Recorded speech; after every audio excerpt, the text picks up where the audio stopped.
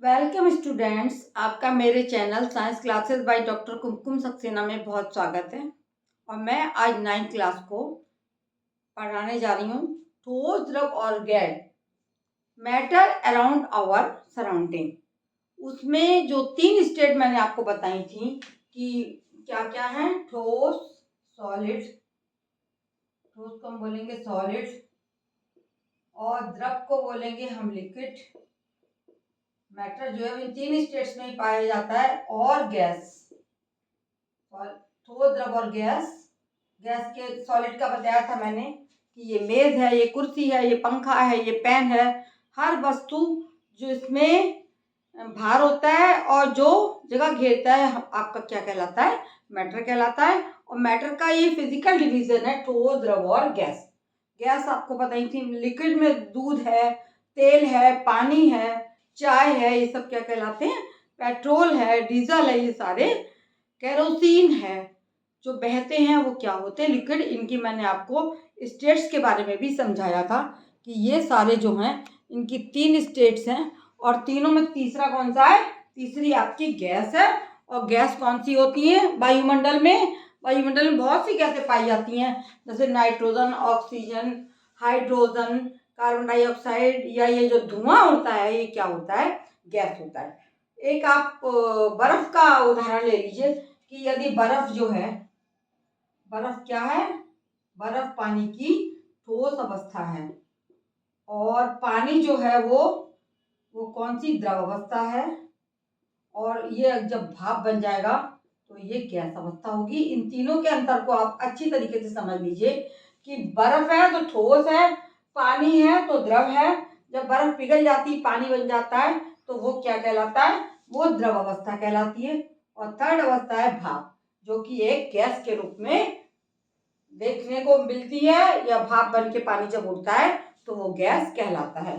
तो तीनों अवस्थाओं को अब मैं आपको इस तरह समझाऊंगी कि तीनों अवस्थाएं एक दूसरे में बदली जा सकती हैं। किन क्रियाओं के द्वारा बदलती हैं, उनके अलग अलग नाम हैं, उन्हीं के बारे में मैं आपको आज बताने जा रही हूँ। ये मेरा 9th का चैप्टर है। 9th के बच्चे बिल्कुल ध्यान से देखें, ये शुरुआत है आपके लेसन्स की। आप अवश्य मेरे चैनल को सब्सक्राइब करें और अपने शेयर करें, और कमेंट बॉक्स में अवश्य बताएं कि आपको कैसा लगा, आप क्या और पढ़ना चाहते हैं।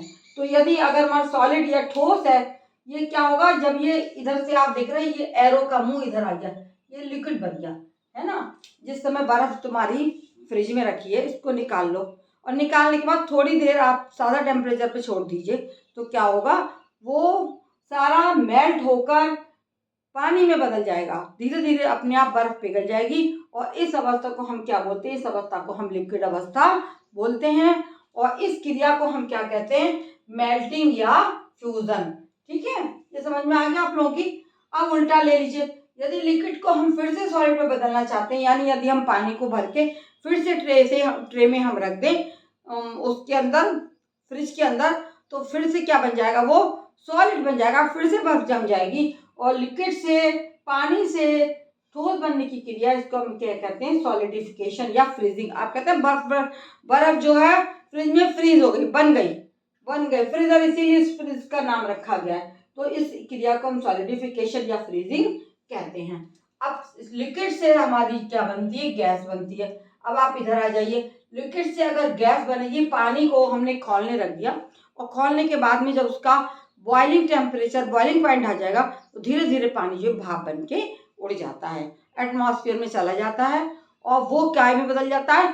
थोड़ी देर बाद अगर आप देखेंगे, पानी कभी चाय का रख दीजिए आप भगोने में और भूल जाए, तो सारा पानी जो है वो उड़ के वायुमंडल में चला जाएगा, और कि सब वो भाप बन के उड़ जाएगा। इस लिक्विड अवस्था से भाप बनना वेपोराइजेशन कहलाता है। कि पानी जो है भाप बन के उड़ रहा है, वेपोराइजेशन की क्रिया हो रही है। अब उल्टा आ जाइए, यदि गैस से हम लिक्विड बनाना चाहते हैं, तो इस क्रिया को, गैस से फिर से लिक्विड बन जाता है, और इस क्रिया को हम कहते हैं कंडेंसेशन या कंडेंस करना। निश्चित टेम्परेचर पर और प्रेशर पर फिर से हम गैस को लिक्विड में बदल सकते हैं। ये क्रिया हमारी कहलाती है कंडेंसेशन।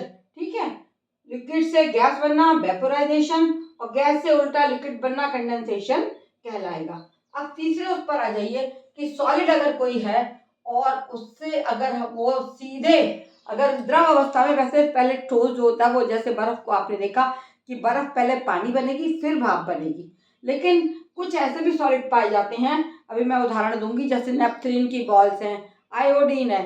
यदि नेपथलीन की बॉल्स को आप कपड़ों में रख दीजिए, आप थोड़े दिन बाद देखिएगा आपको वो नहीं मिलेंगी। क्यों नहीं मिलती है? क्योंकि सारी वो सॉलिड जो हैं वो काय में बदल जाती हैं, वो सारी गैस की अवस्था में गैस बन जाती है उनकी, और इस क्रिया को हम सॉलिड से एकदम गैस बनना सब्लिमेशन कहलाता है, कि वो सीधे बिना द्रव अवस्था में आए गैस अवस्था में बदल गई।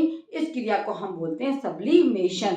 अब इसका उल्टा करिए कि गैस से सॉलिड बन जाए, गैस से अगर सॉलिड बन रहा है तो इस क्रिया को हम बोलेंगे सेडिमेंटेशन। क्या कहलाएगी हमारी क्रिया? ये हमारी क्रिया सेडिमेंटेशन कहलाती है। इस प्रकार से सारी चीजें सॉलिड, लिक्विड, गैस सब इंटर कन्वर्जन हो जाती हैं और तीनों एक दूसरे में बदला जा सकता है। और मैंने आपको बर्फ का, पानी का, भाप का उदाहरण दिया। आगे अगले चैप्टर में, अगले लेसन में मैं आपको अलग अलग बताऊंगी कि मेल्टिंग क्या है और सब्लिमेशन किस तरह होता है और कंडेंसेशन की क्रिया क्या है और कैसे होती है, किस तरह से होती है। मेरे इस लेसन को देखने के लिए धन्यवाद। और आप लोग इसी तरीके से मेरे चैनल को अवश्य सब्सक्राइब करें जिन्होंने नहीं किया है। मेरे चैप्टर्स आपको मिलते रहेंगे। Thank you.